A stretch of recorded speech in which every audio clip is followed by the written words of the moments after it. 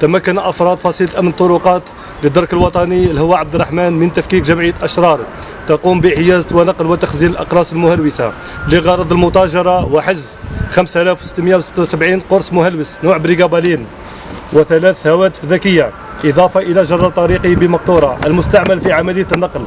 جاءت العملية على إثر معلومة مؤكدة مفادها محاولة تمرير كمية معتبرة من الأقراص المهلوسة بواسطة جرار طريقي بمقطورة إلى مدينة سطيف. على الفور تم تشكيل دورية ونقاط مراقبة عبر الطريق الوطني رقم 5 وبالضبط بمشتى جرمان بلدية العلمة. تم توقيف الجرار الطريقي محل المعلومة، وبعد تفتيشه تفتيشا دقيقا تم العثور على كمية الأقراص المهلوسة ومبلغ المالي المذكور سابقا. تم توقيف المشتبه فيهما وتقديمهما أمام السيد وكيل الجمهورية لدى محكمة العلمة الذي أودعهما الحبس